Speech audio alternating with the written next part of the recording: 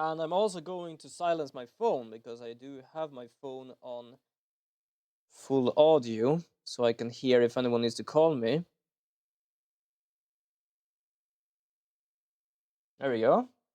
And I'm also gonna turn off the audio because I can hear the music in the background as well. Right, wasn't it that last time we managed to get Mr. Fly High to freak out because he realized someone might have tampered with his memories? Oh, that made me think of a game I might actually be playing later on. I don't remember. I think it's called like Enigma of Fear. I watched someone play it, but to be honest, it kind of looks interesting to be playing.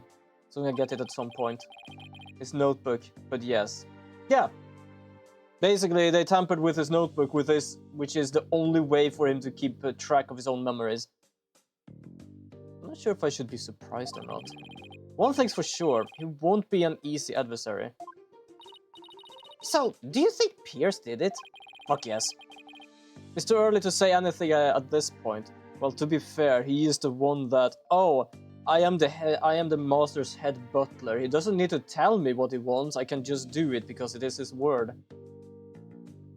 That doesn't make any sense. But I think he's still hiding something. Nick!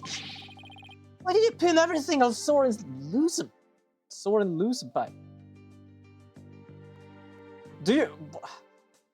Why are you pissed about me pinning it on him and second calling him loser? You need to really let it go off her, mate. You are... looks like Larry still hasn't given up on Ellen. He really needs to... This poor goddamn sod. This Pierce guy is the real bad guy. Soren and Mayali will live happily ever after together. Larry, that's not the kind of thing a decent human being says. Fair enough, actually. Oh, this guy sometimes. I'm just sitting here like... You know, like when you just wants to be nice, but you just sit there nodding your head like, uh-huh. I'm not listening, but yeah, okay. Well, there will always be the butt end of the joke. He really is. It's both in the sense of it's absolutely... Yeah, because his name is Buds. Buds. What the hell? Why is it weird though? His name is Butt, but also with a Z. Which countries does that come from?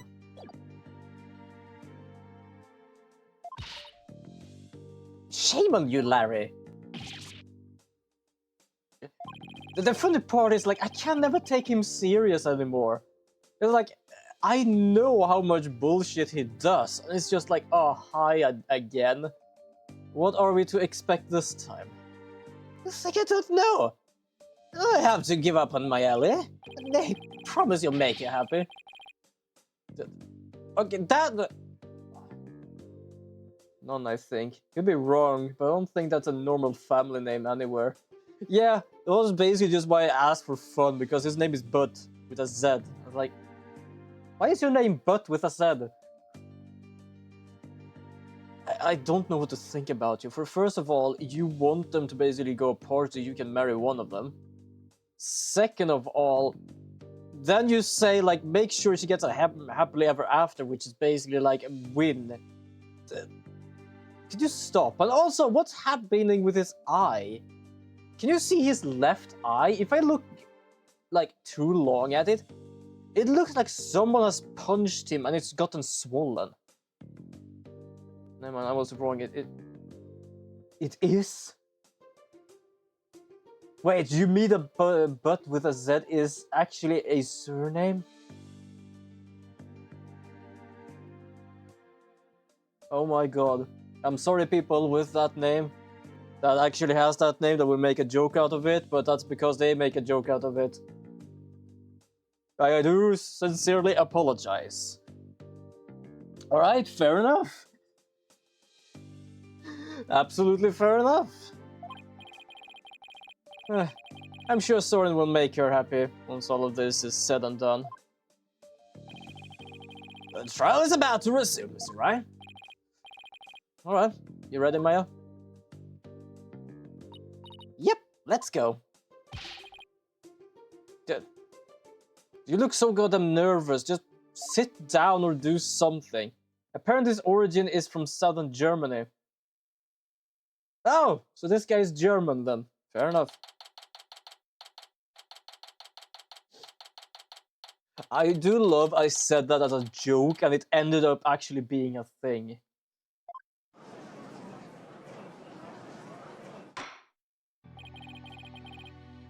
This court is now back in session. A witness, please take the stand. Alright. Also, why do you always introduce the shoes first? Sometimes we know who is gonna talk to. And for somehow, we are always introduced with feet first. Please state your name and occupation. Ah, my name is Piers Nicody. I am the Sprocket family butler. Let's get straight to the point, Mr. Nicody. You're guilty as fuck. Devs have a feet fetish problem. With thought of so many games with either camera angles and stuff, I can see that. I'm not gonna lie, like when you said that, my mind went through both Atelier Ryza and Bayonetta. And I was just like, yeah, fair enough, actually. I'm not gonna say anything against that. Someone tore out a page from Mr. Sprocket's notebook to manipulate his memories. And that person was you, wasn't it? That is correct. What about it? Well, that was easy. Well, it's not really that anyone can hide it. I always go walk around with my notebook, I never leave it. Oh, we gave it to this guy. That means that there is only one guy that actually can tamper with his notebook. I don't think it's trying to walk away from it, because that is way too obvious. So why did you do it? Why did you tamper with Mrs. Sprocket's notebook? Please allow me to explain. It pains me to do this, but I will tell you the truth. It pains you? Sure. That is correct. For my testimony, will go against Master Soren's wishes. Soren's wishes? What is he talking about? The same wishes he talked about before. Master Soren doesn't need to say it, he just needs to think he's gonna say it. That's a really shitty way of basically doing someone's wish. I don't need to hear it, I just need to believe you're gonna say it. And there we go. I rushed to the Vista deck, but the crime had already been committed. I saw Miss Ellen and Gloomsbury collapsed, and Master Soren's writing in his notebook. Master Soren said to me, I'll take the blame for the murder, so please take care of Ellen. Well, I would explain why he didn't know about it. Also, take the blame for Ellen. Yeah, shut up. Sure you did.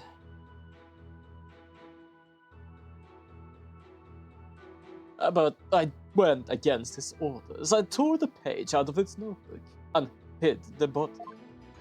Yeah, you didn't hide the body. I know no one hid the body because the body hid itself.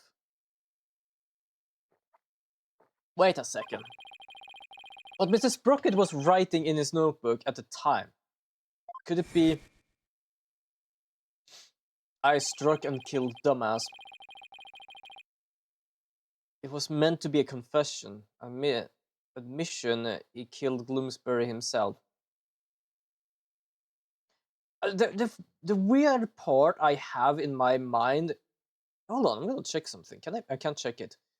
Is that if you were trying to write something down and make sure that someone remembers it or someone does something, especially he who needs this book to actually remember things, would he write that in those kind of letters, or would he actually keep his own normal like writing style? What if this already was like written? Or what if it was written afterwards? It was never written there before, but he basically had a book, wrote it, and tore out the page.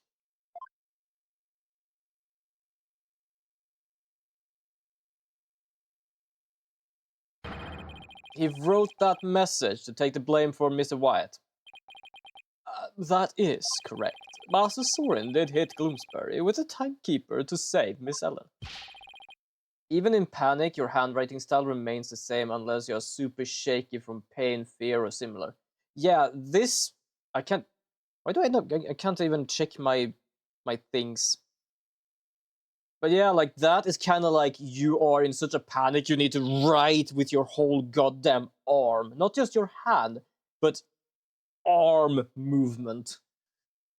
Then Mrs. Sprocket was the culprit after all. I also wanted to check if it was the same writing style as the letter we found, but I cannot do that right now.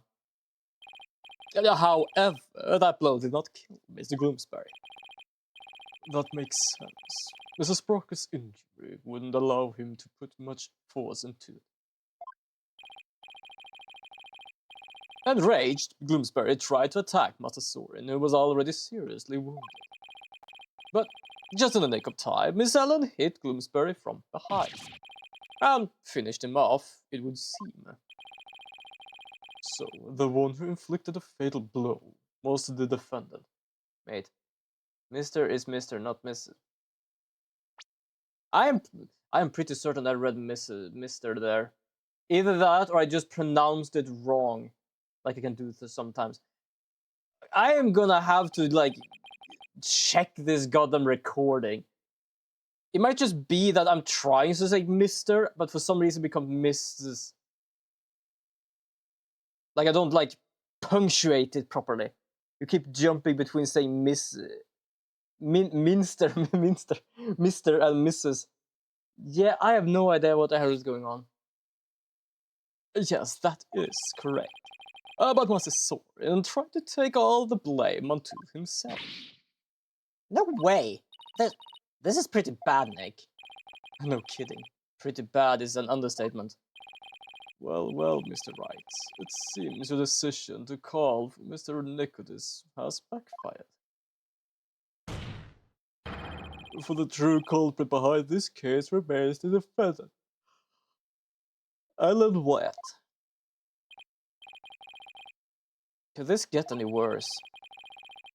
But Pierce was involved in the cover-up plot. And I bet he still has something to hide. Okay, cross-examination.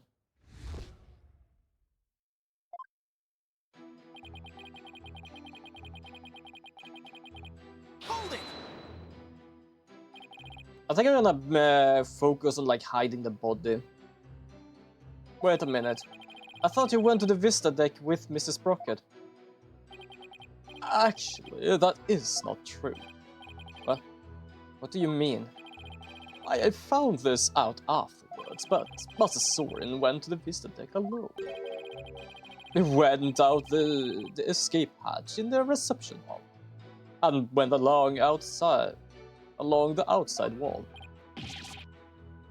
Basically what we said last time, that he did. You mean Mr. Wright's telepathic guess was actually correct? What's with the Adelpaddle? Yeah, I suppose the truth really is stranger than fiction. So, Mr. Nicodemus, as with his jumping at conclusions, it really is. When you got to the scene, you saw Mr. Gloomsbury and Miss Wyatt. I think I said it right now, Mrs. Sprocket. And Mrs. Sprocket, is that right? I think it's just mostly, it's my my punctuations on things. It just makes things, like, blend together. Either that, or I started to learn how to actually look carefully when I read. That is exactly right. Yo, Gally, what's up? Oh, I got something stuck in my throat there for a moment. Oop. Yeah, sure. Go on. Hold it! Yeah, you're slurring it so Mr. sounds like Mrs. Yeah, I think that's what happened, because I can do that sometimes. Especially when I try to speak too fast, it just ends up like, I need to be finished with a word. Have you been fictional until... fair enough. So, when you and your group arrived at the Vista Deck, the murder had already been committed. That is correct. Gloomsbury had already been struck. Miss Ellen had lost consciousness, probably from the shock of the incident. So how the hell did you know that she was the one that actually hit? And how did Mr. Sprocket appear? He was bleeding from the stab wound he had received from Mr. Gloomsbury. Barely conscious, he was writing something in his notebook.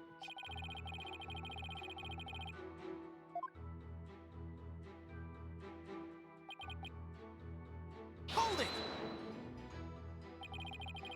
I think what the problem is basically him hiding the body. I probably am a bit too stuck with that, but basically what we figured out is that this is the repaired one, and it had a handlebar with red... I've been mythically or actually fair enough, but as you can see here, a bit little small blood on the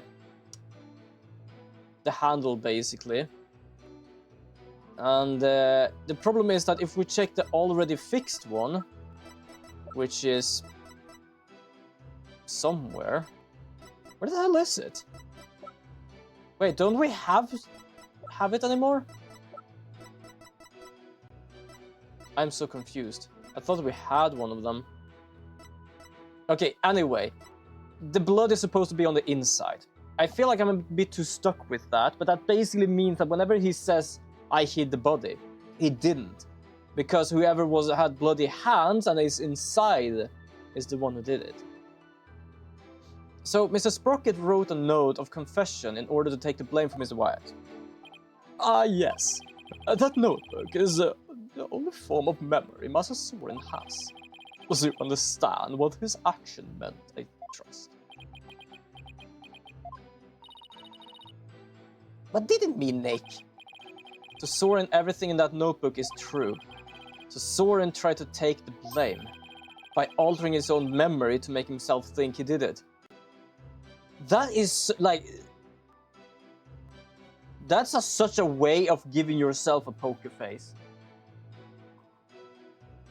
Or am I just thinking weirdly when I say that? Basically, like, the only memory he has is the notebook. He writes, I did it.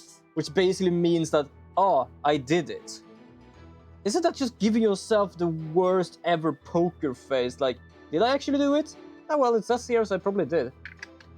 But, like, I'm so tired right now, and has been the whole day, and something just happened that really pissed me off. As I was go to bed because I need to wake up at 5 tomorrow. Yes, but that conclusion is also ass backwards. Fair enough, yes. I can also understand, Gani.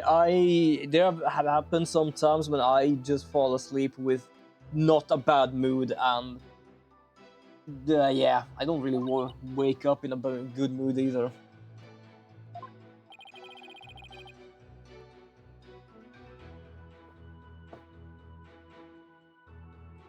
Master Soren truly loves Mr. Ellen. It must have been love that made him do that. But here's still the thing. Oh, we arrived, and what we saw was Ellen unconscious, and Master Soren basically writing in his book, I did it. And his conclusion was she did it because he only did it once. She must have been the second one. Like, I don't really understand his logic of I know it's her, when the whole conclusion is basically that they didn't see anything. Hold it! Mr. Nicodem, could you please tell this court about that in more detail? That you say? Which part do you mean, Mr. Wright? Could you be more specific? Alright. But yeah, also Gandhi, I do hope you're feeling better soon. Not as pissed off. Hiding the body. Please tell me more about the hiding the body. Ah, very well. After saying he would take the blame, Master Sorin passed out. And that is when I hid the body. I quickly took the lift down to the hold, where I hid Mr. Gloomsbury's still warm body in the spare pickable lantern. Ah, so it was you who hid the body, not the defendant. I to think Mr. Butts would move the lantern containing the body to the reception hall. Well, I did not see that coming. You probably did not see that coming, but you really did have an eye out for that thing. He was staring that thing straight in the face. Yeah, I was dozing off in class with bad headache, and now at midnight I helped someone log into a friend's Google account. And they're mad because I was moving around to prepare for school tomorrow, even though all they needed to do is just tell their friends to press the number that pops up. They got mad at me because the number changed from them pressing the back button. The fuck? Let me read that again because I can't understand, but also at the same what the fuck. I was dozing off in class with a bad headache. That can happen, and that's not good when it happens, but fair enough. And now at midnight, and I helped someone log into a friend's Google account. And they're mad because I was moving around to prepare for school tomorrow, even though all they need to do is just tell their friend to press the number that pops up. They got mad to me because the number changed from them pressing the back button. Yeah, that sounds more of their problem and not your problem. The dozing off in class and the midnight are completely separate, by the way. Yeah, no problem. But yeah, I can kind of agree. Personally, I would probably not be able to do it myself either, but it does sound more of their problem than your problem. Maybe I should take another look at the lantern in evidence. Mr. Wright, would you like the statement to be added to the witness testimony? Should I do an Hail Mary and actually just go for the lantern? Very well, please add that statement to your testimony, Mr. Nicody. In the hold, I hid the still warm body in the spare peggable lantern. Because basically, the restored lantern, there's a bloodstain on the inside wheel handle, as if somebody gripped it with a bloody hand. Objection! Yeah, okay, the Hail Mary worked. Could it be... Is that what happened? Well, what I'm thinking is true, then maybe I can prove neither Ellen nor Soren did the deed. Mr. Nicody, you said the body was still warm when you hid it, correct? So then, what if Mr. Gloomsbury was still alive when you went to put his body inside the lantern? What? What? That's preposterous. You can, it's easy. Just say, hey, I've been trying to help you, so either calm down or you can fuck off. Good lord. Yeah, my personality would not be able to, like, do things like that. Actually, this lantern shows that the victim might have been alive while inside the lantern. I'm afraid you'll have to point out which part you're talking about, Mr. Wright. And I kinda hate it because I kinda get an anger issue from my family, so how I kinda get mad way too easily too, not gonna lie. Which part? The ass part! Well, technically yes, but this part. As you can see, the back end of the lantern is a door. And there's blood here on the wheel handle.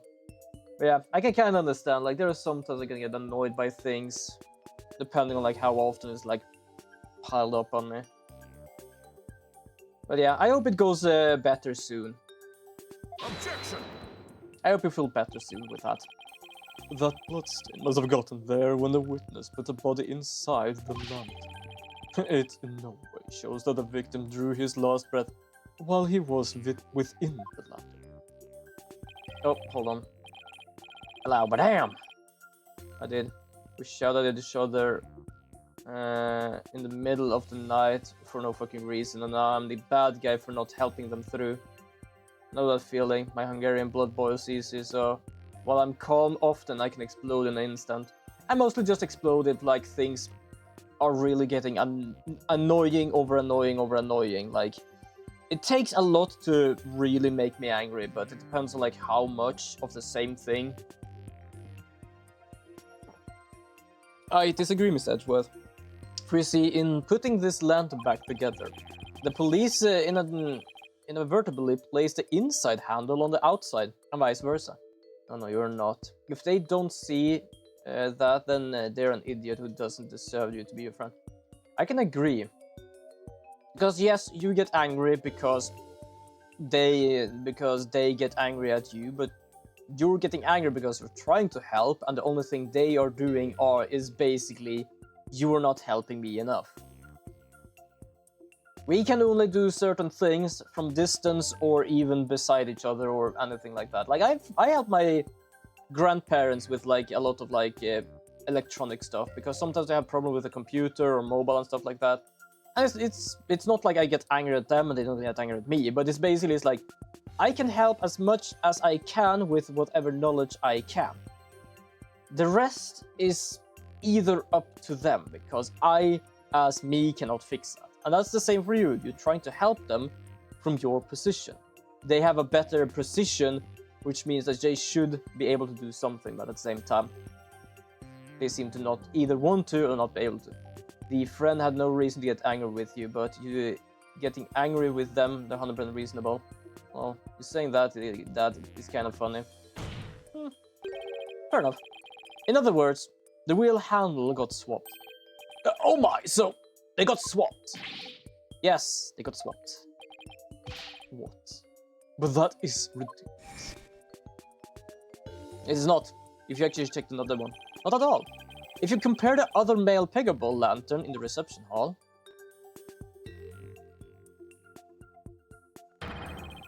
it's quite obvious that the wheel handle were attached backwards.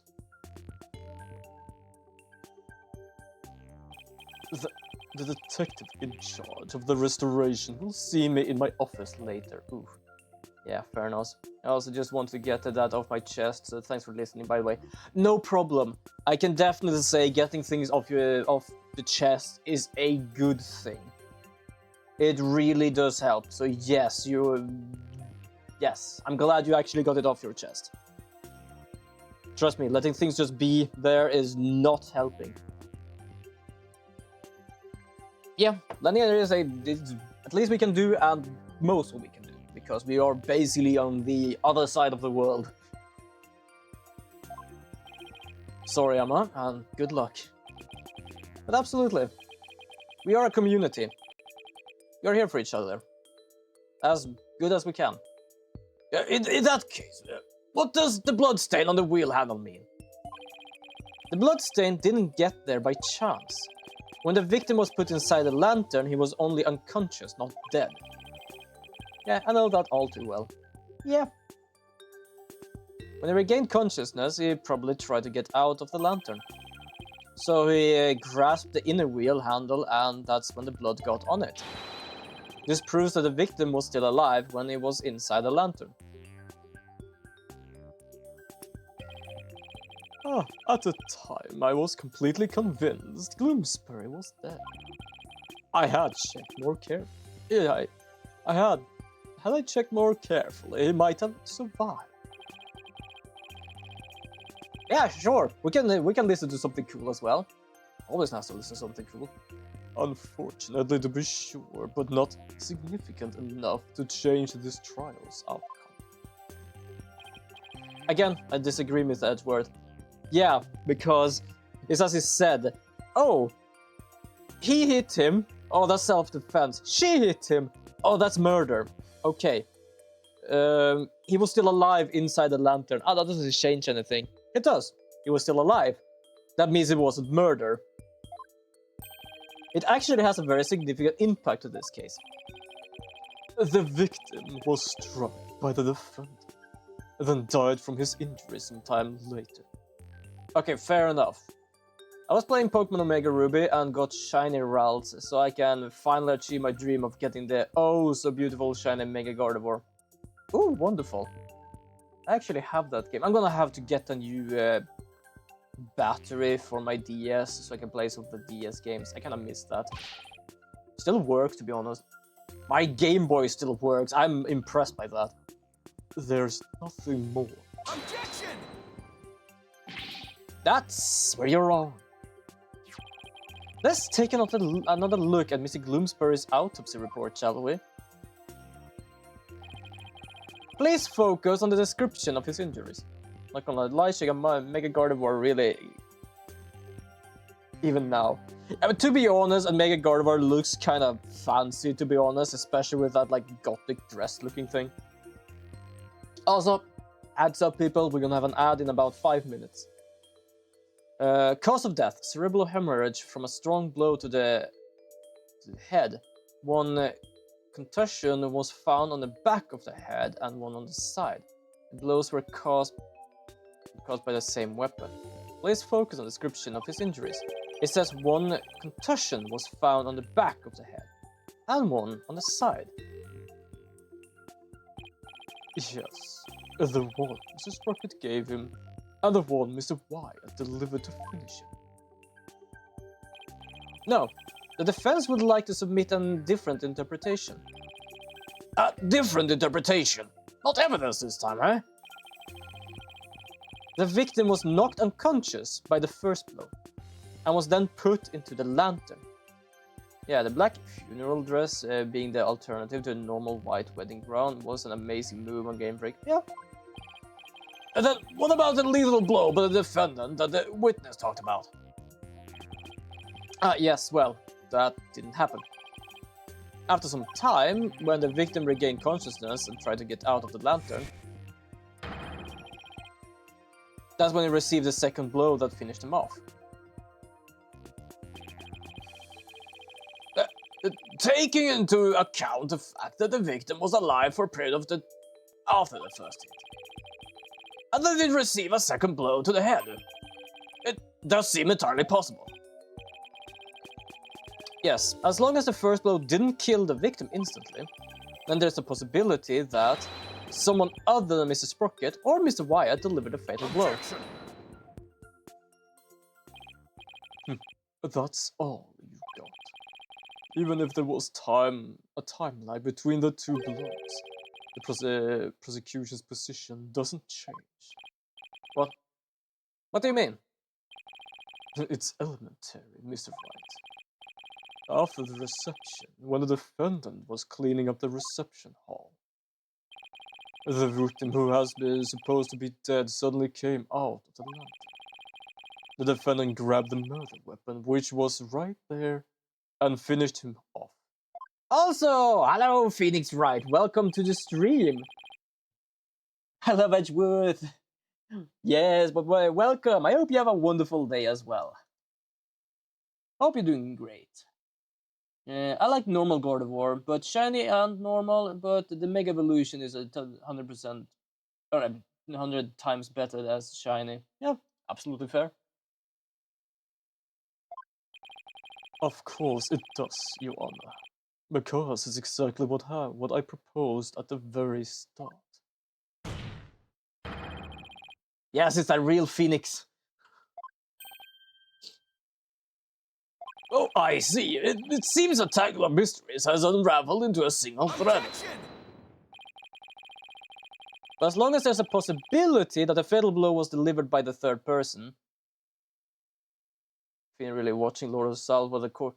Wait, how? I just realized. We have had now Phoenix right here, and we also have had Franziska von Karma once. Hold on. I am pretty certain I am not tripping balls. Yep. 2 months ago, Franziska von Karma was here as well. Apparently, The people from the game are haunting me. I am pretty certain something similar has happened before that as well. Then we must continue the deliberations. Give it up, Mr. White.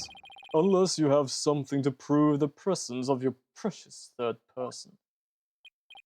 I don't know. Could be an imposter. Seems that the zero is in that name. There might be two. Also, I do love you using the shad waffle. Okay, Nick, just relax. You can do this. Come on now, take some deep breath. Good idea. Deep breaths. Deep breaths. There, don't you feel any better already? That's right. I should calm down. Get my focus back and go over everything again. And then hopefully I'll be able to find something to prove there was a third person. Let's see. First, why did Mr. Gloomsbury attack Ellen? Because he was tired of taking the blame. He was taking the blame for the... Oh wait, hold on. Did I read something right? That's fair. Why did Gloomsbury attack Ellen? Because he was tired of taking the blame for the accident. But something about the line of reasoning just doesn't feel quite right to me. No, how come? Well, it's just a personal vendetta. He had already stabbed Soren. So why then? Why was he determined to go after Ellen? You're right. This whole thing feels too premeditated for a crime of passion. Yeah, same to be honest. She was on my first Elite Four battle team in Emerald, my first ever Pokemon game, and even used it since the start in that game. The elegant atmosphere of it, normal and mega, is just amazing. Yep. But Gloomsbury didn't seem to have a personal grudge against Ellen. If Gloomsbury didn't have a personal reason to attack Ellen, then... You have taken too long. And you have taken long enough, Mr. Wright. Now, it's time for some action. What proof do you have that the third person was involved? Alright, I'll just show you. I am pretty certain I know. It must be the paper he had. Because it was written by someone who is right-handed and Gloomsbury was left-handed. I get it now. Now I see why this note bothered me so much when I first saw it. It looks like a note outlining a murder plot. That note was a pair of... Oh, I don't really need to do voices on flashbacks. That note was apparently written by the victim. Why would he feel the need to write instructions to himself like this? It was apparently written by the victim. Why? Also, why do you mean apparently? Your Honor, so please take a look at this note. This is... Oh, it's the victim's murder plan, right? It's definitely a murder plan, but what if Mr. Gloomsbury didn't write this note himself? What? Yo, dude, I got a question to all of you if you want to answer. Yeah, sure, go ahead. This is how you intend to conjure up your mysterious third party, Mr. Wright. Can you ever prove that note wasn't written by the victim? Yes. Yes, I can. Very well, then. Please present your evidence, Mr. Wright. This thing, because it is left by his dominant hand. Left. Also, left. This is the weapon Mr. Gloomsbury used to stab Mrs. Sprocket. I was wondering what you'd pull out this time. There I asked what they could possibly have it. What I could possibly have to do with the... If you can take any Pokemon in the real world, what would it be and why? Good question. And why is it Vaporeon? Oh, okay, I love the continuation of that one. I actually don't know.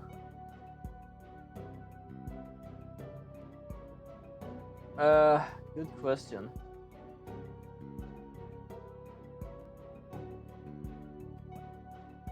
The problem is like the why reason. I don't really have a reason of why.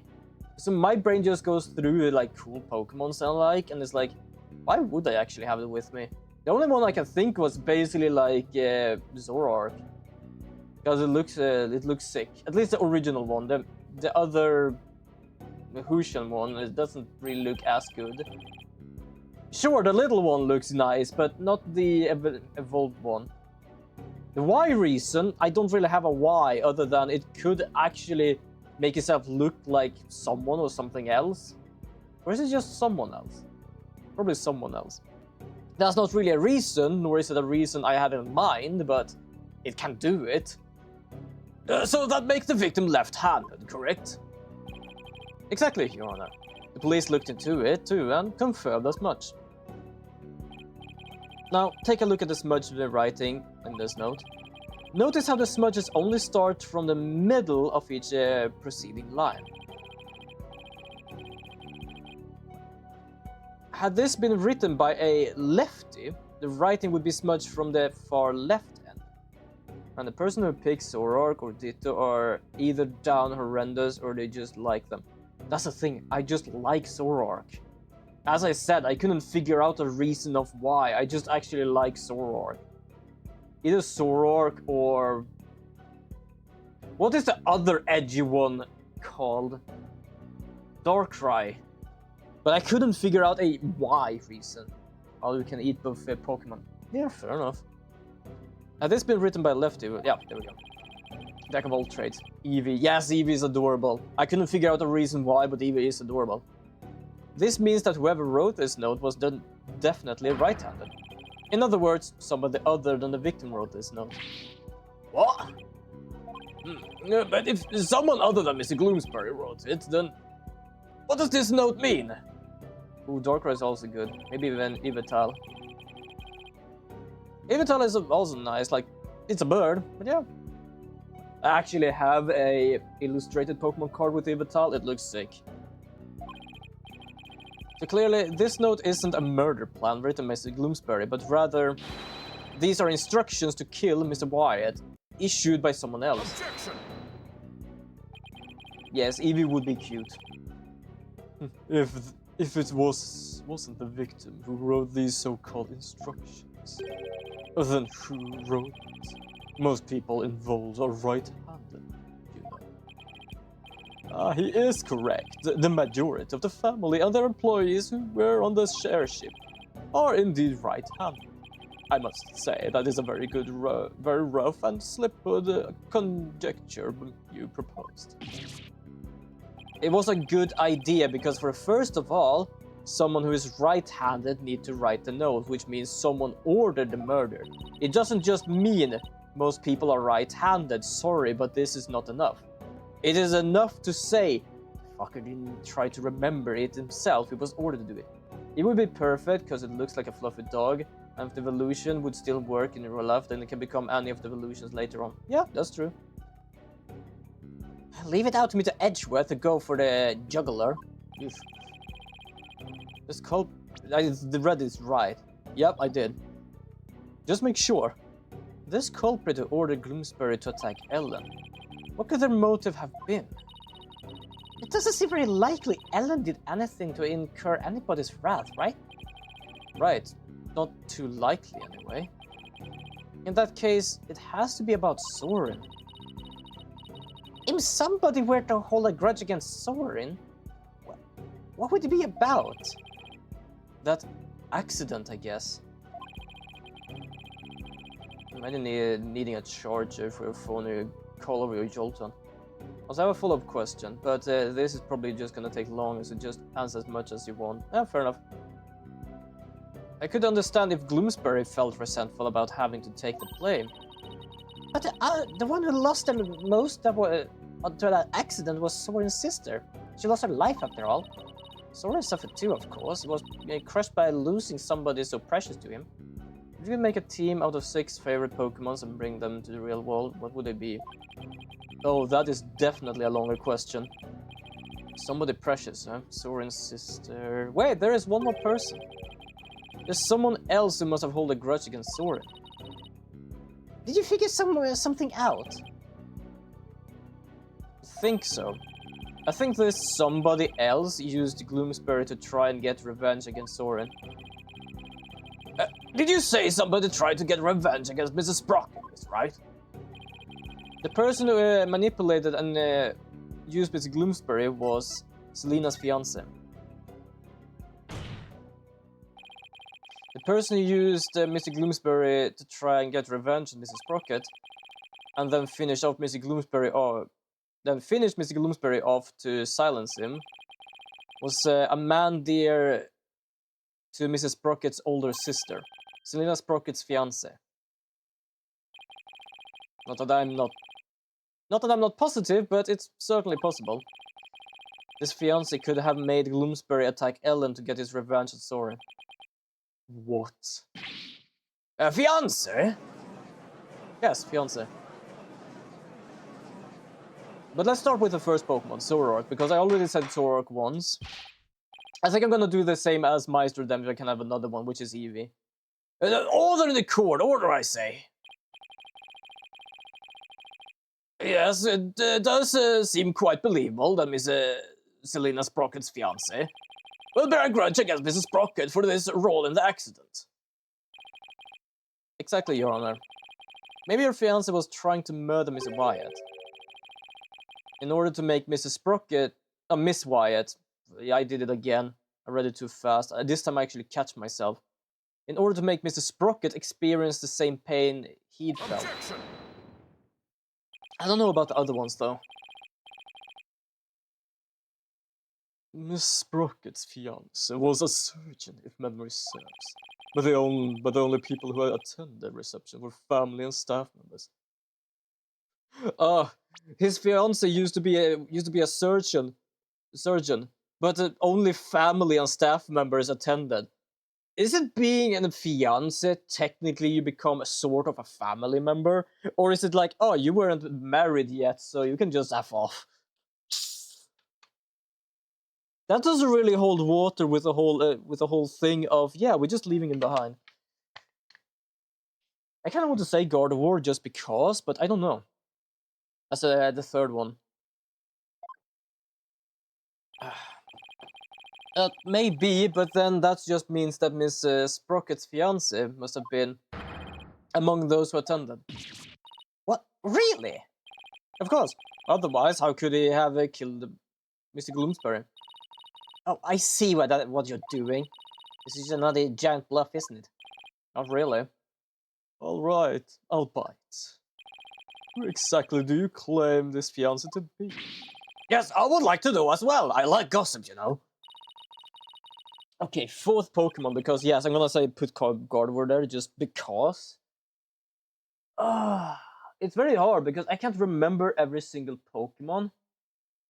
You know, fuck it, I'm gonna check through my card collection. I'm gonna see if I can find a good Pokemon from there a bit quick. Hold on. Gardevoir for sure will be there for me, but thinking about favorites without considering the effect is a player of... It's kind of hard. It really is. Do I have any good ones here? Okay, Banette, because I do like Banette. Banette is a little adorable ghost thingy. So I'm gonna say Banette as the fourth one. Do I have anything else? I like Whimsy Scott as well. It's an adorable little grass Pokemon, so I'm gonna say that as the fifth. I'm looking through cards I have and see if there's actually anyone that is a favorite I have, just to remind myself of what they are. Usai, because... Oh, speaking of Usai, I can't pronounce the name fully. I think that my sixth one is gonna be Sableye, because I like that little twitchy-ass looking thing. And yes, I say twitchy-ass because I used to play the Wii game like Pokemon Stadium or Pokemon Arena or something, where each time it had a move, it was basically just twitching. Nope, not Talonflame. Maybe Usai, Pokemon Unite made me like it even more. Gardevoir, Eevee, Ninetales, Arcanine, Dragonair, and not let it evolve. Lastly, Suicune. Also, I can understand Dragonair and not let it evolve. it just becomes a fat big ass dragon. I like the dragon there. It's just a little snake dragon. When it comes to suspicious people, there's only one person on my list. I need to find something that connects him to Selena. Easy. Their engagement proof. Basically, the big ass, well, not big, but the pocket watch. So yeah, there you have my 6 Pokemons. Which I barely remember. There you go. Please take a look at this photo, Your Honor. That photo? Yes, it shows the same pocket watch you bastards have it. Notice Mr. Sprocket... again, good lord. Miss Sprocket's pocket watch. Haven't we seen it somewhere before? There's too many times they say Mr. that I end up just doing like Mrs. Or Mrs. with Mr. And also, hello Badger! I hope you're having a wonderful day today. Hope you're doing good. Hope you're doing well. Also, I do love we don't need actually to point out the pocket watch. Yes, now that you mention it, I do feel as I've seen it somewhere. I'm doing good. That is wonderful to hear. Absolutely wonderful. And now this guy is silent because, oh shit, I managed to find the pocket watch because it was straight up in a family photo, not even hidden. If you wanted yourself to stay hidden, don't use the goddamn watch so much because it's not like a hidden thing. I believe we've all seen it right here in this very courtroom. Impossible. And he has also seen it. That's right, the pocket watch in this photo has been here all this time. It's the same pocket watch Mr. Nicody has on him right now. What? Talk about gossip. This is clear proof of a strong connection between Pierce Nicody and Selena Sprocket. Well, Mr. Nicody, is this true?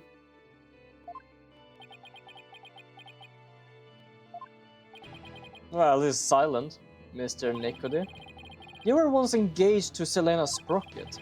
That pocket watch. You kept it as a memento of her, don't you?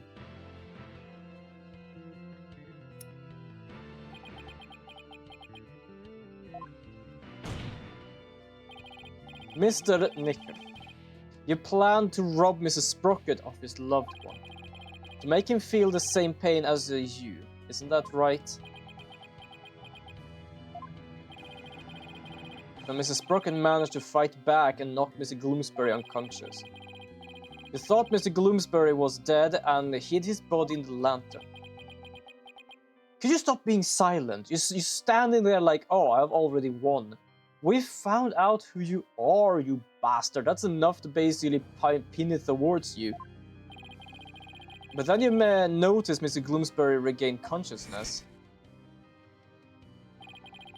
And so you finish him off to prevent your plan from being exposed. This is the defense take on what really happened in this murder case. Mr. Wright, does this mean you wish to officially accuse the witness of the murder of dumbass Gloomsbury? It's just missing a B. And it's a... oh yeah, I'm gonna accuse him. Of course I'm gonna. But even without a B, it still sounds like the same dumbass. Because often when you say dumbass, like the B is not fully silent, but it's kinda silent. At least for me when I'm saying it, because dumbass. You're more or less here. The defense indicts Pierce Nicody on the charge of murdering dumbass Gloomsbury. Oh my! Mr. Nicody, do you care to respond? No? Okay, we won. It is a silent B. Oh, so it is. That it does explain why just like... there should just be a B there to make it just completely real, but at the same time, even without a B, it is still the same thing. Man, this lawyer yaps on and yaps on. As you guessed, this watch is a memento of Selena. It stopped working at the time of the accident, though. Oh. Do you know the worst part about that? It stopped when the accident happened. Do you know how often he looks at that thing? That more or less means that he looks at it, remember exactly the time she was more or less a gunner. Which more or less makes it that he will always remember who did this. Then you really are.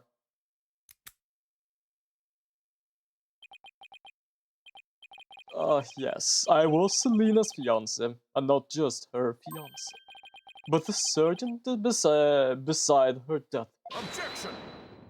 Why are you objecting? Mr. Oh, I forgot to do a voice. Mr. Nicody, why didn't you tell me any of this before? Jesus Christ! Oh, shut it, you useless prosecutor. I thought you could be of use, but apparently this case was too much for you. What did you say? If your office hadn't stuck its nose up, all up in this, I could have swept it under the rug. Not only did you interfere with the case, but you even let me fall under suspicion. That's because you kept trying to cover things up on the sly. Fair enough. But covering things up wasn't your only involvement. The only person who had motive to use the victim to try and kill Miss Wyatt was you. The funny part is it's not trying to even... Oh. Ooh. I think we kinda broke him now.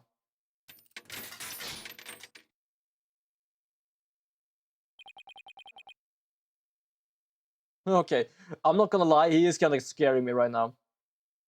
I think I got my list, but hear me out. It's because I used them in a playthrough in some way. Fair enough. Malignant tumors. There are malignant tumors in this courtroom. Lesions oozing with false charges. The tumors are one idiotic liar and one useless prosecutor. After the truth is revealed, I have the both of you incised from the legal world.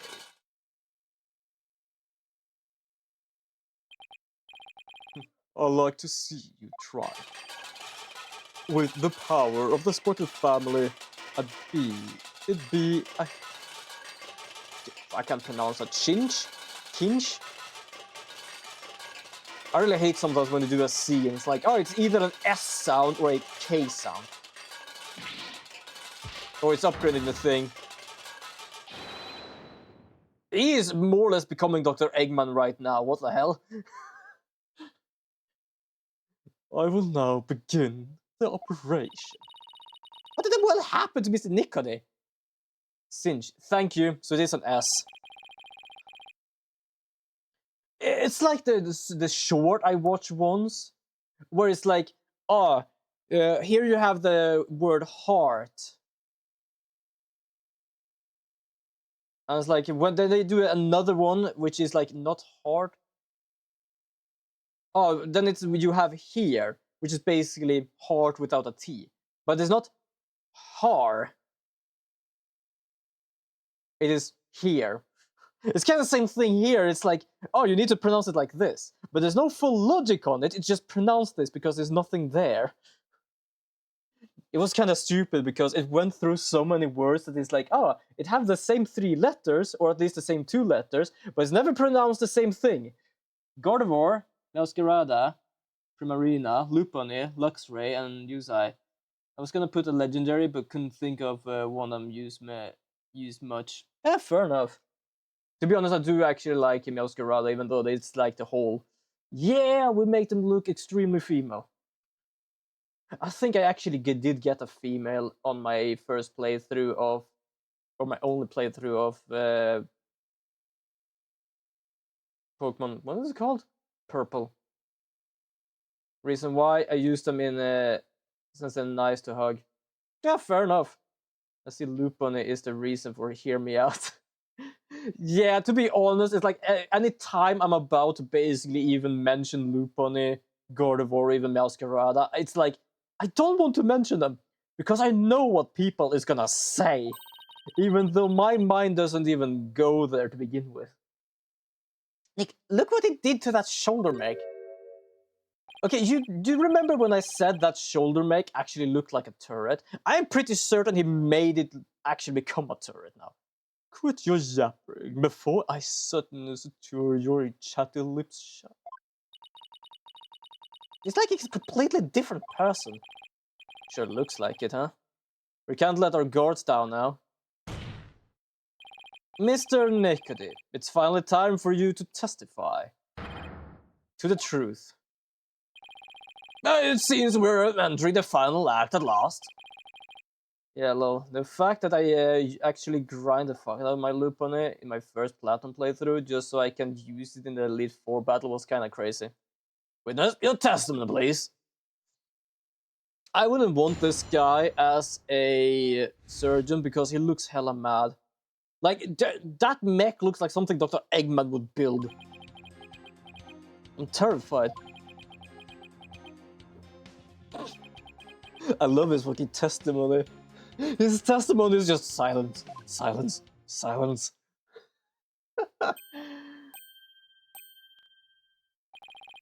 You know what? I think the money has got him way too much over his head.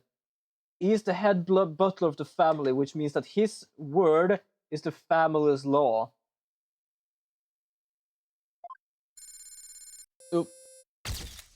Ah!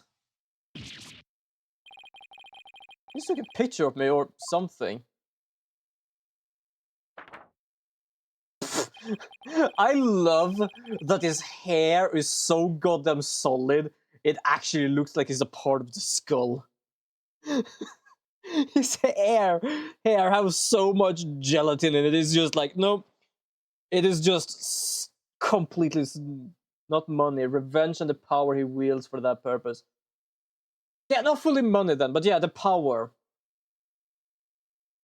Like the whole thing, as he said, his master doesn't need to say it, he just does it for his own sake because it's like, that is one spiky skull. It really is. Do you know what's impressive? That someone must have drawn this because that cannot be a real X-ray. But if you use an X-ray as an example and then try to figure out, okay, how can we actually make the hair look like it's a part of an X-ray? Because it looks really well made. Oh, that was uncalled for. If you want to know something, you ask the question. I will answer. But I have no intention of making any voluntarily statements of my own. What's it trying to do, Nick? He's using the silent treatment as his strategy to avoid getting tripped up. Simple to say, I ask a question, he answers. If it says anything, I might be able to find a flaw in it. He doesn't say anything. Clever guy. No more lies, Mr. Nicody. You will tell us nothing but the truth from now on. Is that gonna be, yeah, it's gonna be on him. What is that gonna have? What do you think you're doing? This goddamn cravat is made of solid steel. Anything you can say can and will be used against you in court. Yeah, exactly. So it doesn't say anything. That thing, I am pretty certain, is Kevlar. Anyone shoots him and hits his cravat, it's gonna just bounce off. Either that or it's some sort of weird ass goddamn skeletal tumor he has around his neck. That does explain why the dog tried to bite the heck out of it in the last case. It is bone! How dare. Well, this is a rather unconventional situation, but please proceed, Mr. Wright. Yes, Your Honor. You did it. What do I have to say about that? Oh, don't tell me it's gonna... Oh, for crying out loud. If he won't speak voluntarily, then I guess I have to ask him something. What question should I ask?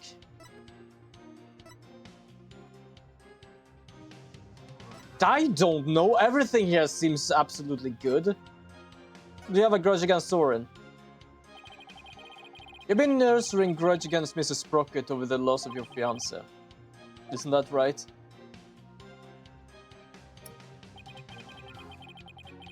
I'd be lying if I said I felt no resentment whatsoever. His cravat must be made of lead, or it was a weird-ass growth. Yes, it's a weird-ass growth. As I said, it's basically Kevlar. He is bulletproof. But Master Soren didn't cause that accident on purpose. Master Soren himself has suffered greatly. But you quit being a surgeon and found a way to get even closer to Mrs. Sprocket. Wasn't that so you could carry out your revenge on him? Don't insult me. Supporting Master Soren and Sprocket Aviation with my life's work is my penance for not being able to save me.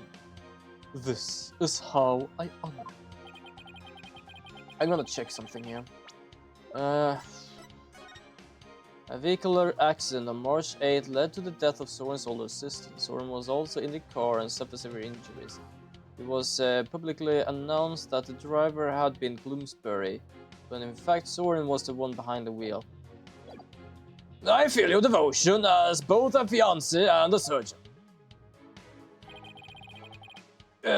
Your statement breaks my heart. I never thought of exacting revenge on Master Soren. Never thought of it, huh? I guess I should probably take that with a pound of salt.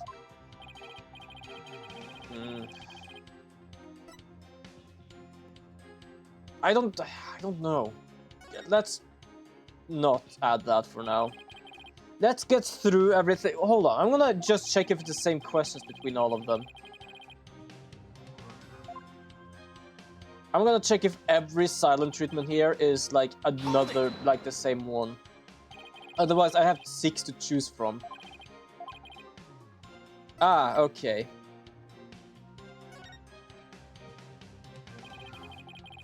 Is it true that when Mr. Gloomsbury regained consciousness inside a lantern? Why would you not add that? Just wondering. I don't know. For somehow it didn't feel like he said anything like we could point it to yes, I did actually have wanted revenge and I had proof for it. So I kind of just wanted to check what the other ones are saying before I actually had it. He was an excellent employee and a very loyal to me. Bloomsbury was my right-hand man. I'd suffered the most from losing him. You really think I'd kill a guy like that? Yes. That would make sense only if you were innocent. But since your goal was revenge, you don't really have to care about something like that. But I am innocent, I tell you. Don't try to force your conjectures onto me.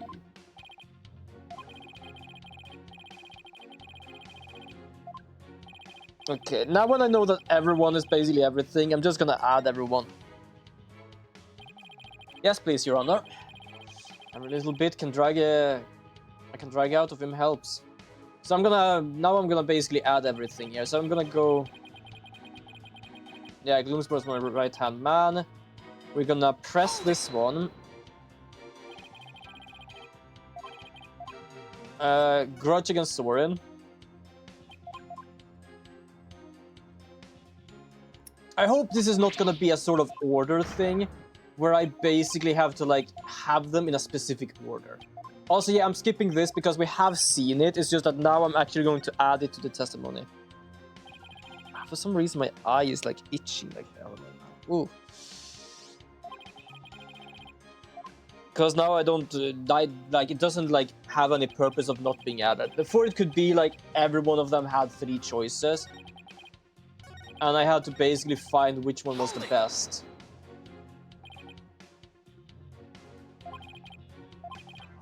Okay, action on the day of the crime. On the day of the incident, you were constantly surrounded by your subordinates.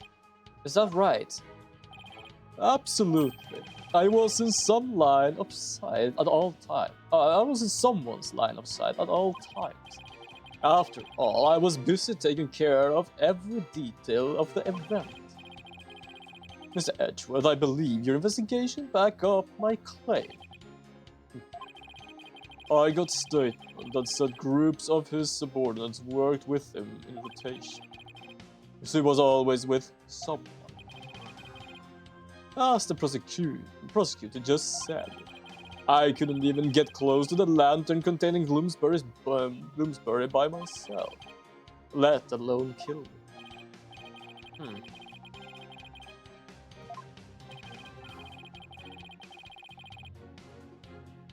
Add to testimony. Yes, Your Honor, I'd like to have that statement added to his testimony. Oh, very well.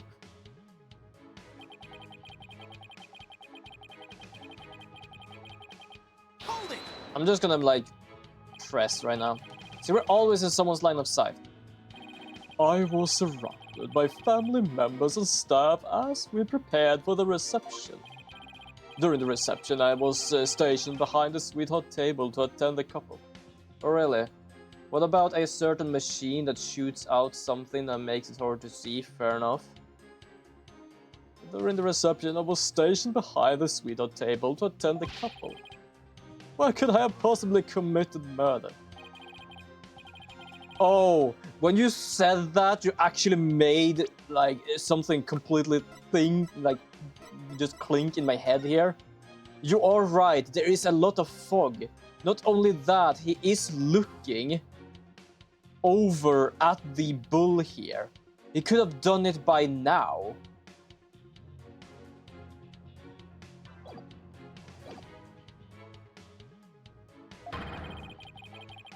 Oh, like, for me it was mostly like he was looking at it.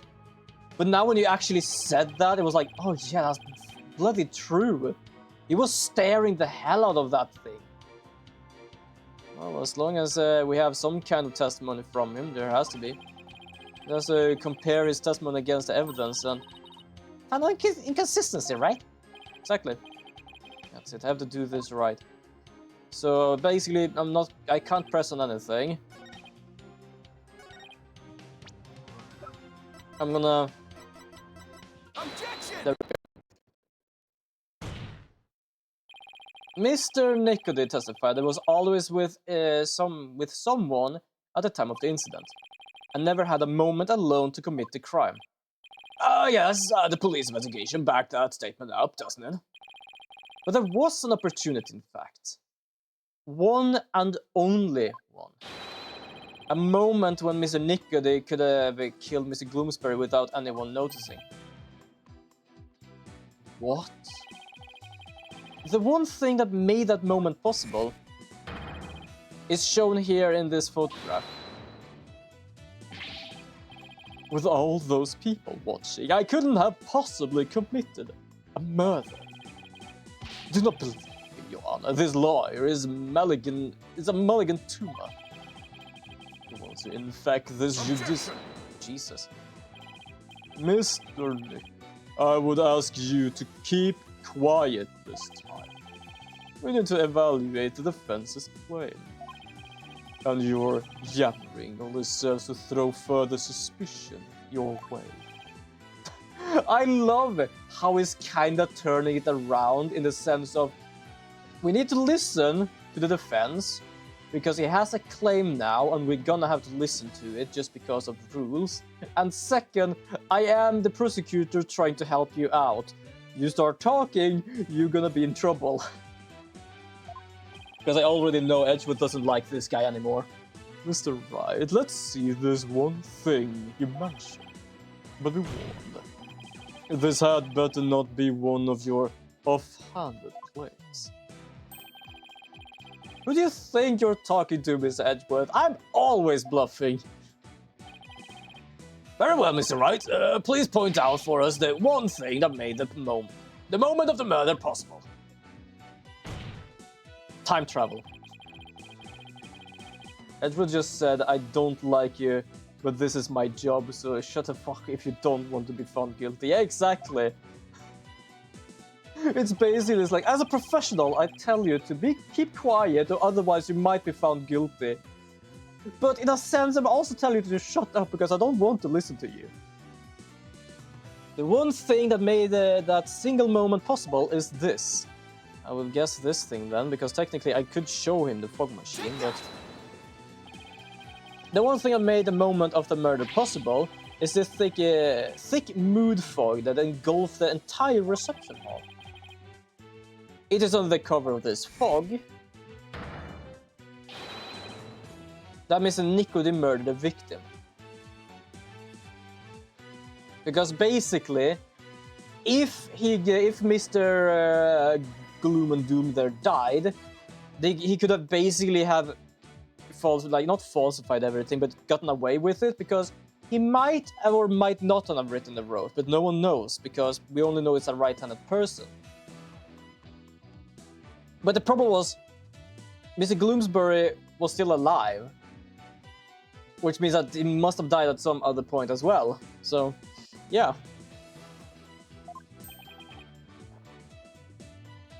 What? Because what else? If he was dead already, he could have basically been like, okay, you can just take it to court. If he was still alive, they could have gone to the court for another reason. Second of all, he was ordered to do it, so he had to die. Mr. Nicody was standing right here next to the lantern that Mr. Gloomsbury was in. This was the only moment the murder could have been committed without being seen. Phoenix Bluff 24/7, yeah, it really does. I can accept there was a moment of when the witness was obscured from the others by fog. But that doesn't prove Mr. Nicody killed the victim at that very moment. If you can't prove the crime was committed during the reception, the trial ends here. I was so caught up in finding that foothold that I forgot to think that far ahead. Ah, well done, Mr. Edgeworth. It's time to call this trial's time of death. Well, Mr. Wright, can you prove the murder happened during the reception? Can you prove it? And this guy goes, oh, hold on a second, you don't need to prove anything.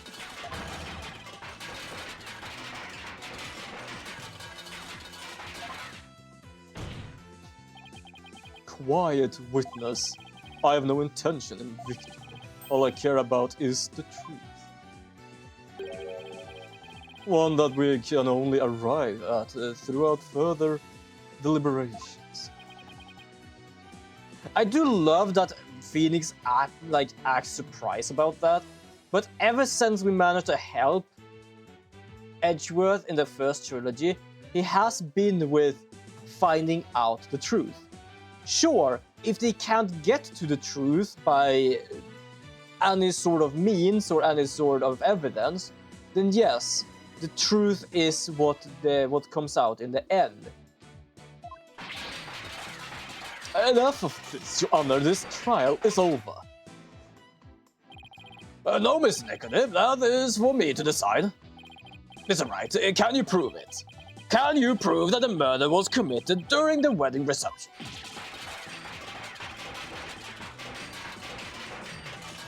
I can barely do his voice because of this clanging. Why is there no verdict yet? The law is obviously out of answers. With the judge, they're all infected. Their malignant stupidity is so advanced, not even the best surgeons can save them. Oh, that was Pierce. Fair enough.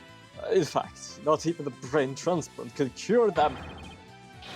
It's time to panic. How the fuck did we become a surgeon? Yeah, exactly! If he panics that quickly, at the same time, he did quit as a surgeon after losing his fiancée. So what if this panic come from losing his fiancée? So technically he could have been a good surgeon until he got his mentality got this moment. This code is infected with idiocy. It's a pandemic. Objection! Listen, Nico, that's enough already. Why did you think I would give up by saying shut up? Nope, just opposite actually. I prove the murder was committed during the reception by you. You'll prove it. Can you really, Mr. Wright? Yes, I can, Your Honor. To be honest, I don't know exactly how I'll do it yet. My first thought is actually like this thing and this thing together basically is the key for this thing, and I think it kind of saves the moment of when something happened. I don't know how it works yet because it's supposed to keep their wedding basically as a memento, and I think Soren made this because yeah, his memory is shit, so he wanted to have something that basically he could relive his memory without actually needing to remember it. So what if this thing activated by basically smacking someone in the head? If I want to get to the truth Edgeworth was talking about, I'll just have to find that way. Very well, Mr. Wright, let's have your proof. Enough of this foolishness, he is bluffing. Stop him from speaking, Your Honor. It's very difficult to be panicked whenever I have one of those voices, because I can't do panicked. I will do nothing of the sort.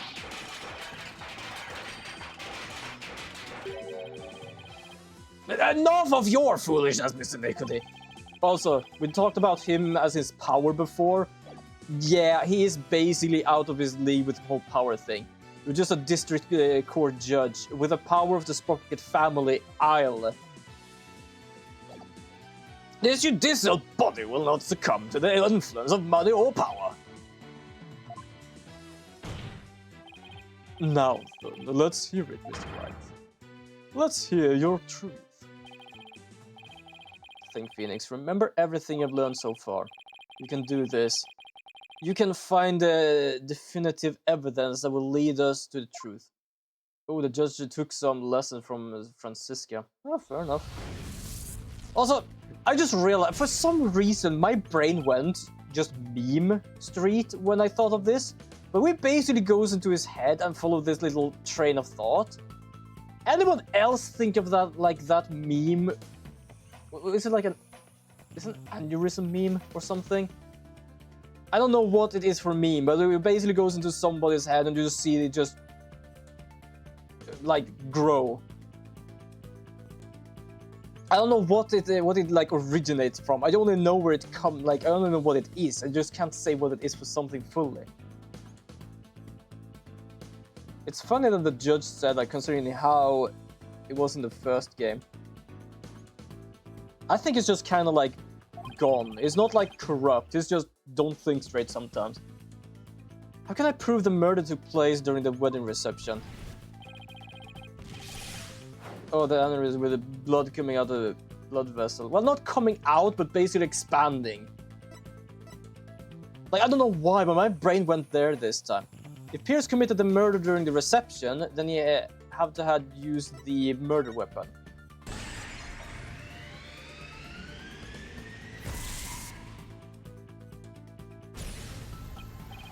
Yes, the weapon that was used to strike the victim twice. According to the autopsy report, the victim was hit by the same object both times. So without doubt, well, you go to give it. Well, not Pierce. It was basically we went into Phoenix's own head, and now we're basically following a red line here. That's what my brain went to. So without a doubt, Pierce used it to commit the murder. The weapon used to kill Bloomsbury was the timekeeper.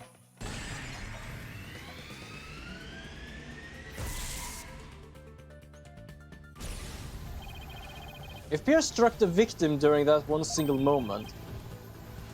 Yeah, but at this point it feels like Pierce is gonna have one either way. I can agree on that part at least. Something is definitely going on with him right now. It must have used the timekeeper. Come to think of it, wasn't it also used for something else during the reception? During this reception, the timekeeper was also used for cutting off the time machine. The first taste of... There, the first startup of love. The first taste of love. That sounded so bad. The timekeeper had been activated. That's right. The timekeeper had been activated during the reception. If we activated the timekeeper again now and find any trace of evidence of the murder, that would be conclusive proof that Gloomsbury was killed during the reception.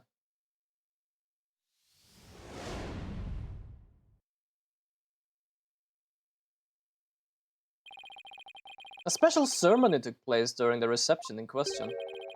What kind of special ceremony? It was called the first startup of love.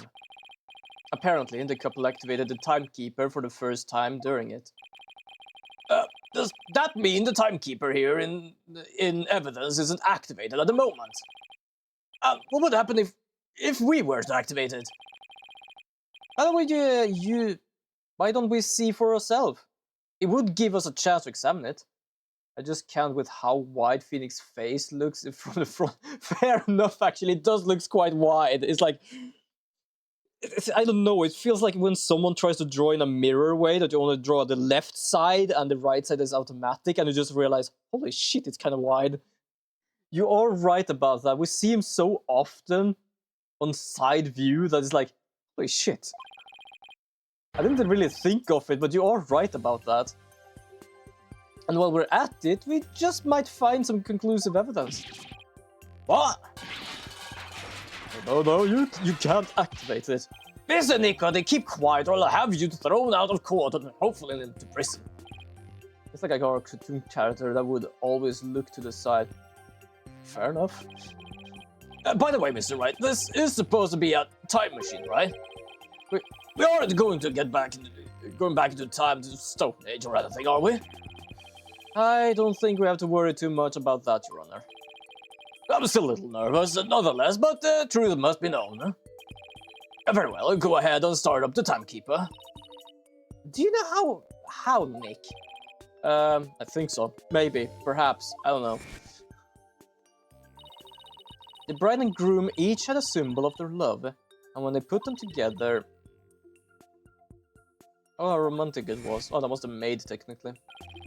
Let's see. I think the symbol of the groom's love must have been the timekeeper itself. What symbol of the bride's love would fit together with the timekeeper? Oh, I know. That has to be it.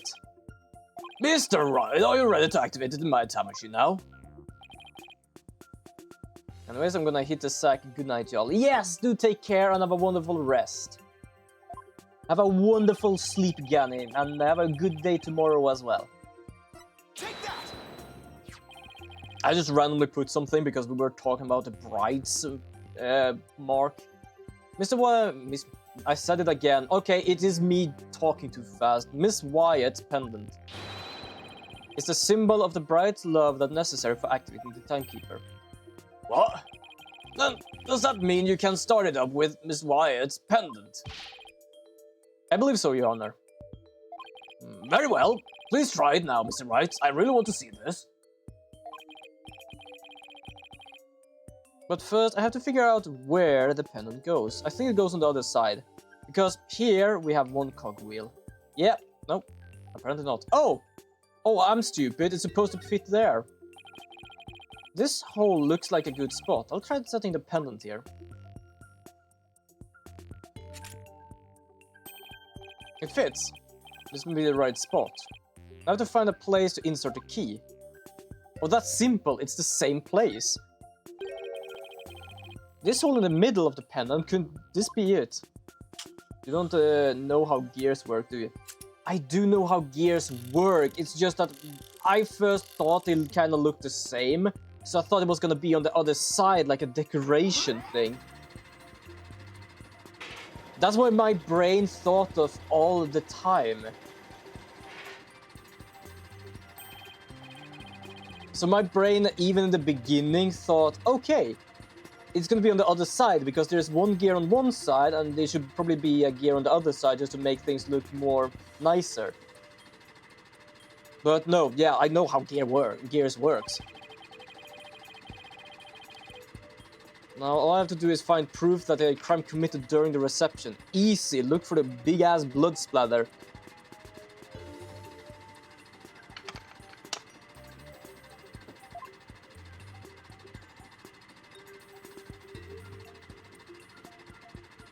I'm not gonna lie, I thought this was gonna be some sort of like recording or anything. Apparently not.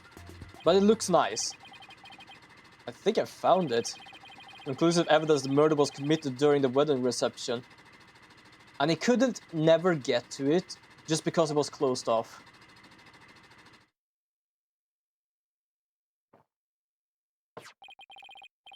Just as I expected. There's evidence of the murder inside the timekeeper, Mr. Nicody. It was just such a facepalm moment when you went, oh, it's on this side. Yes, because I went with the route of, if it looks like this, it might be because it's also gonna look like symmetrical, like, oh, it looks nice on both sides. But no, it is a gear, which means the gear goes to the gear. I don't know why my brain basically went, oh, it's gonna be on the other side. Then when it was empty on the other side, it basically was symmetry and not mechanical. Yes, I felt it was more of the symmetry thing. That you put this on the other side so they both look nice, and then you basically spin something on the other side. I've never seen the other side of this thing, I've only seen this side. The timekeeper was only activated and opened during the wedding reception, right? He is really panicking. So that means this is conclusive proof that the crime was committed during the reception. After you killed the victim under the cover of the fog, you closed the timekeeper to hide the bloodstain, didn't you?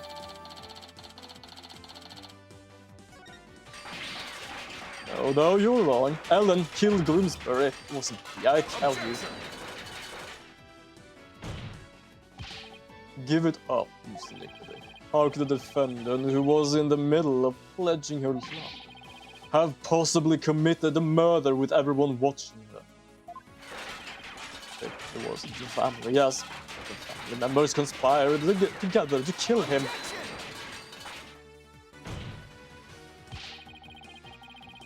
There's no way you can talk your way out of this, Mr. Nicody. During the reception, during that one dreamlike moment, only one person could have used the timekeeper to beat the victim to death. And that one person was you. Here's Nicody. Okay, how is this guy gonna break? I want to see it.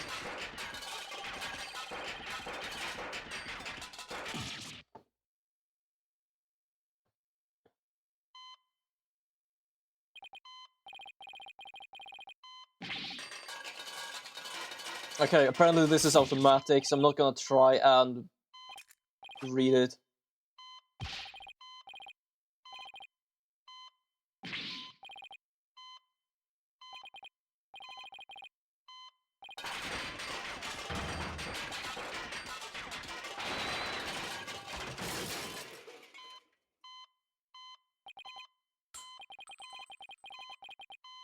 Like, sure, Soren had like memory problems after the accident, but this guy, holy shit, oh shit, he completely lost it. I can kind of understand in a sense. He was actually like the one who tried to save her life. In a sense, I understand how he mentally took this, because he tried to fix her and couldn't. Also, we're gonna have an ad in about 1.5 minutes. Witness, are you finally ready to tell us the truth? It's just as the lawyer deducted. So, it was all revenge scheming against Soren Sprocket. Do you have any idea how hard it is to lose someone you love right in front of you? Selena's condition was clearly more critical than Soren's, but in spite of that, she said,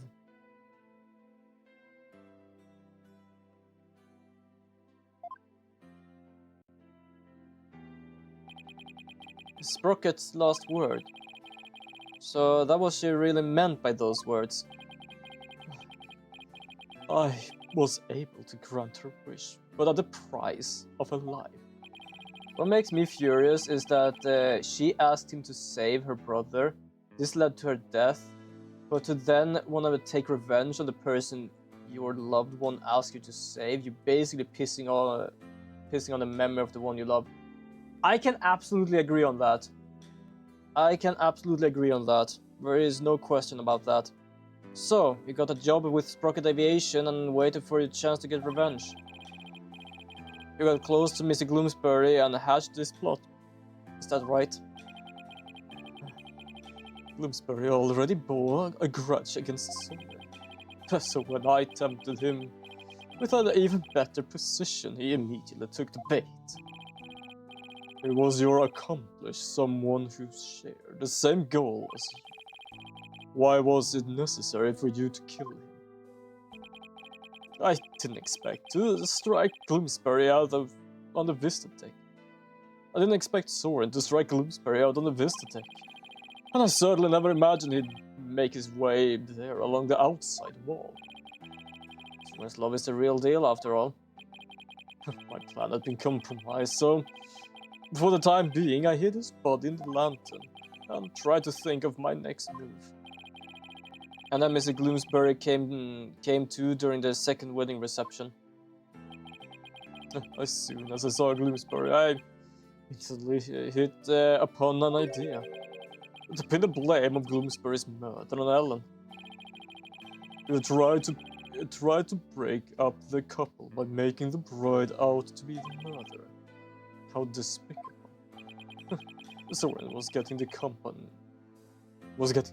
and a wedding. Both things that were supposed to be Selena's. Took every happiness from her. Who's this despicable one here? Do you think what you did would make her happy? What I don't understand is why Gloomsbury was so angry with Soren and not the family. Soren wasn't the one who pinned the accident on him and made him into the scapegoat. And he may be the heir, but he still needs to listen to the family since he's not in charge yet. That is true. I think basically Gloomsbury just saw the sense that in a case he is a part of the family, so why not? I think basically Gloomsbury couldn't get close enough to do vengeance on family, but he can do the second best. Soren. I know it wouldn't, but I couldn't just stand by watching Soren enjoy his happiness. I was going to have Soren taste the same pain I had and then take over Sprocket Aviation. I would have taken back from him all of the happiness that was rightfully Selena's. The funny part is it's trying to sound a bit sad, and in a sense it is, because he lost someone. But at the same time not, because it says, I was given the chance of revenge because I lost someone, and why should he have this? Like, tough luck, you're the one to choose this, not her, not anyone else. Yes, but I have no sympathy for. Yeah, same here. I don't have any sympathy. It's as she said, help my brother. He helped the brother. He did what she wanted, and now he just feels, oh, he's taking everything that was hers. Like, he's not taking it, it's basically given it from the family. Time stopped for me the day I lost her. Yes. Kinda as I said before, he's staring at a broken watch, always remembering the day she died. The day of the accident. That is fueling him more and more. Just like this pocket watch of hers. Pierce. Miss Wyatt. I believe Selena would would have said, leave this ill will behind. Your time is yours to live. It's too late for me. Time will never advance for me ever again. You say that. Technically does not do that for Soren either.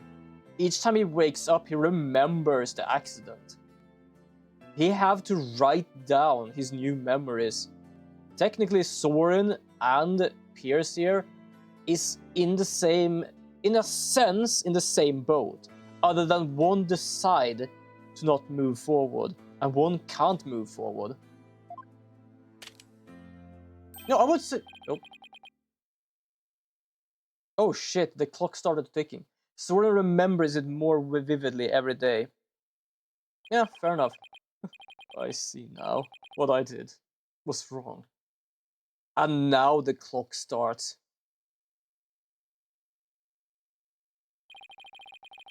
That is really a symbol of you fucked up, and now when you realize, the time starts for you again. I see no further need to continue this trial. By leave, please take Mr. Nickody away.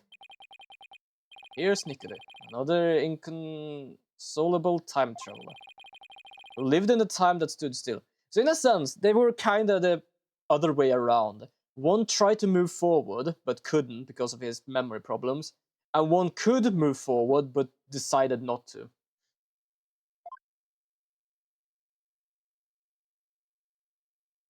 If that makes some sense, at least. I don't know if it does or not. And now then, I must render my verdict regarding the defendant. Your Honor, before I give your ruling, would you please allow me a moment? Very well. Ellen, there is something I need to say to you.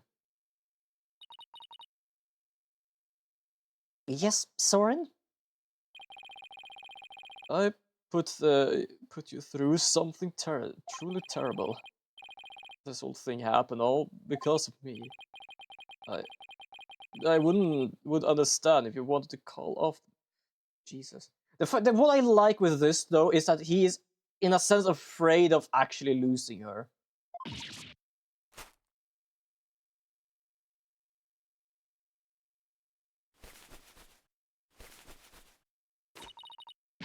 Of course not. I would never did. I never once thought that. If you stay with me, you'll only face even more trying times in the future. What do you mean? The truth of this incident and the car accident before it.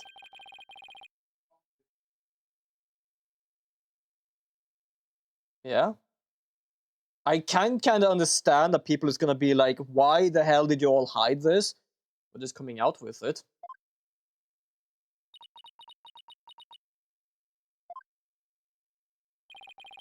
I expect the company's reputation will suffer. I'll take a lot of criticism, but I feel I can only really start over once everything out in the open. Is she gonna cry in the pan again? After all that happened, I might not have the right to ask you this, but, well...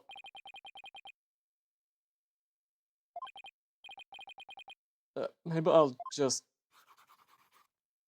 He is not really good with words. Oh, no. No, he's decided. Life with me probably won't be very easy.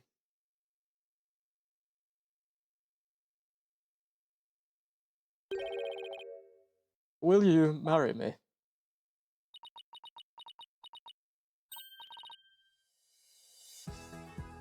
I didn't realize she has freckles.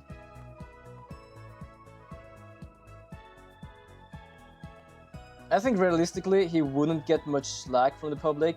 His family on the other hand would get chewed out. Yeah, it's kind of as I said, it's not like the whole like all the people would be like, oh, you didn't make the decision. They would still basically be like pointing fingers at him and all that, but it would basically be like the family itself is like the real thing. She must have had so much makeup, I didn't realize she actually had freckles. Your Honor, thank you for this time. Please continue with your ruling. Very well, but first, I have one question. Do the two of you pledge your eternal love for each other? I kinda love this, though. He might not be, might not be able to do... Can he do this? No, he shouldn't be able to do this, right? In a legal sense.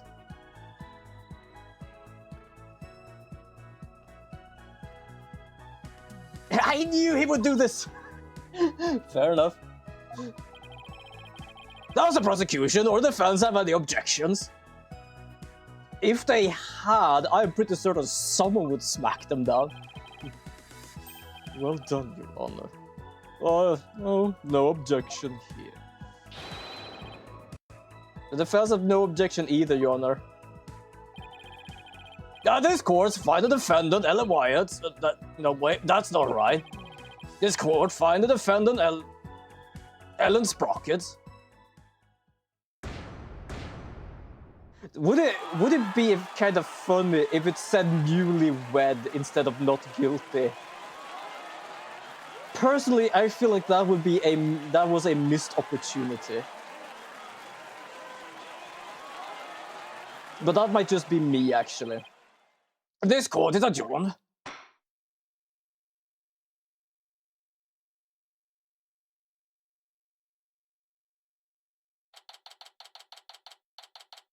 Also, I do love the whole caps. I knew he would do this! Also, we still have about an hour left, so I'm gonna start the other game. I might just start playing the next time I play Tuesdays. Ellen, Soren, congratulations. Mr. Wright, I can't thank you enough. Apparently they decided that when she is in like a cry mode, she doesn't have freckles. I don't know why. If you hadn't exposed the truth, Soren, I would never...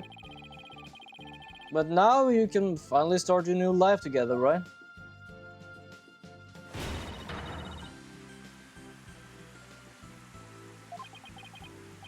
Mr. Wright, we'll be holding a real wedding ceremony in the near future. Checked. Judge can in fact officiate a marriage. Oh! So technically, they are married now. In a sense. Technically, there was no paper, and I didn't really fully say it, but they did kind of declare it. Fair enough, actually. You do us the honor of coming to it. I want you to witness our fresh start. It's the third time they're gonna have this thing.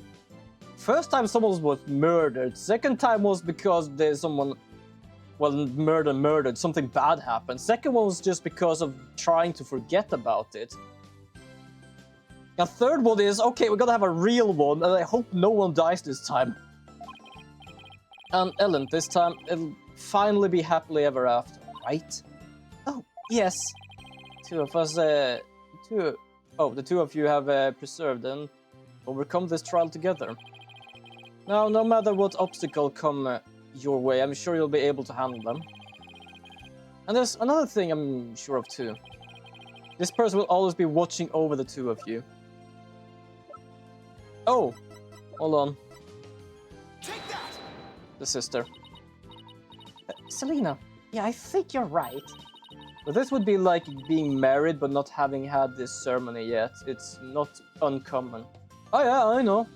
My parents have that kind of marriage.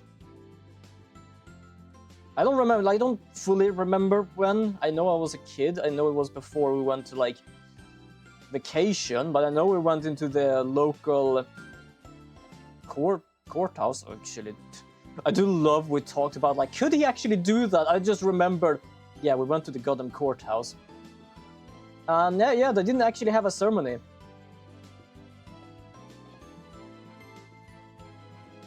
I promise to live life to the fullest for her Selena's sake too. My mind for some reason is like, fuck, we basically just came to think of that. I discussed, like, can he do that? Like, of course he can. Basically, my parents did that. Right, Soren? That's right. Well, we'd better be on our way. I do love that my... Oh! Wow, the old treasure hold carry, huh? Way to show off. Is that a way of saying, holy shit, I'm single? We'll be seeing you. Goodbye for now. This is actually kind of adorable. Yeah, I'll be looking forward to the wedding. And as we discussed earlier in this part, she does look better when she doesn't pull her hair together, more or less. We just don't have it like slicked towards her head. Single people stand together. Yeah, I can't say against that, unfortunately. You better believe I will. I'm never letting you go. The door is that way, not that way. You gotta hit the roof. There they go. I hope they actually have a ceiling window.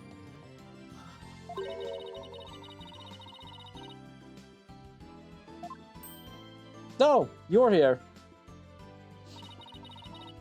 Smiling on the outside and sitting on...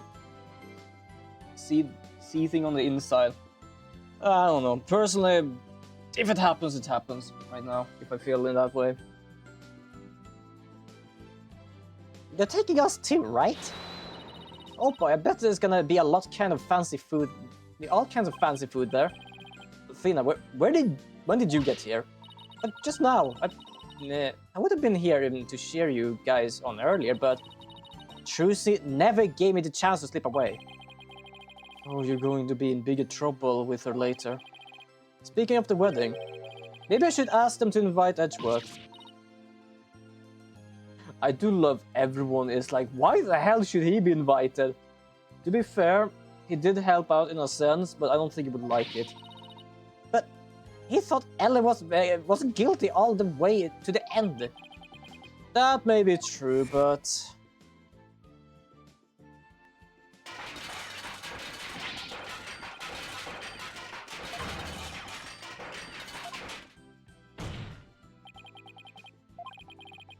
yeah, I have no interest in victory. That is the thing, like, we have never seen him ever since, like, the last game in the trilogy, or something similar to that. We kinda knew he had changed, it's just that it hasn't been obvious in that sense. Because as I said, he's just following what is the truth. For right now, this is the truth. If he hadn't stood up for us when he did, the trial would probably would have ended there. You mean Mr. Edgeworth gave us that chance? Maybe. Though, knowing him, I doubt he'll ever tell, even if I asked. Well, if that's how you feel about it, Nick, then why not trying to get him invited? Hey, Maya, have you ever tried to catch the bouquet? The bouquet? I'm pretty certain we discussed how it's pronounced. Bouquet. Well, it wasn't like bouquet. Bouquet. Yeah. Me and pronunciations, I really hate it sometimes. Well, no. Never have I either.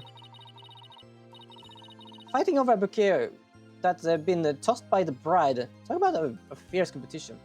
You say like bouquet. Bouquet. Okay, thank you. So basically, leave the T out of it. Bouquet. I'm totally stoked. I'm not sure it's really supposed to be all that competitive. I'm a pretty good jumper, so I think I've got a chance. She's definitely missing the point of the whole thing. And Larry, how did you manage to stay so quiet for so long? Shut up! Wishing the lady you fell in love with every happiness is what a real man does. I'm pretty sure that relationship was over before it even began, Larry. It's often super competitive with catching it. Yeah, fair enough. I guess it depends on where you are and how, like, into it you are. Darn it all. If only I was 10 years younger, it would have gone differently. Hands of time, what do you turn back for me?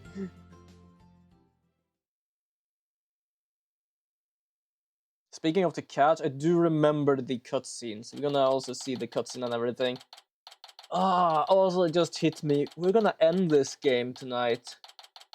I really like this game. Technically, it's 40 minutes left, so it's kind of a good timing, but I kind of want to try out a bit of the other game as well. Today is Ellen and Soren's third wedding ceremony and reception. I heard the bride and groom insisted it on the Flying Chapel again. Personally, I feel that place is cursed by now. And then they were nice enough to invite me and Maya. And Athena kind of invited herself.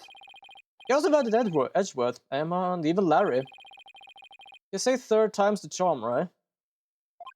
Either that or it's an owl. No, is it an owl as well?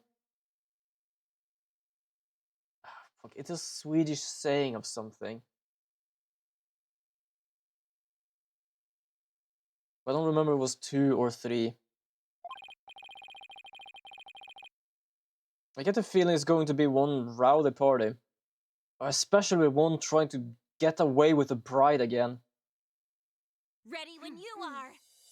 Jesus Christ. Okay, here we go. I don't know. My brain went with some sort of Swedish saying, I think, but I can't for the life of me remember what it was, so my brain just went owl. What is next? Huh? Oh, I completely forgot about the murder of Larry. Get back! Haven't you ever heard of ladies' first? I'm truly blessed to have you. Hold on, I'm gonna see if I can find it here. My brain going burr right now. Yeah, run, Butts, run!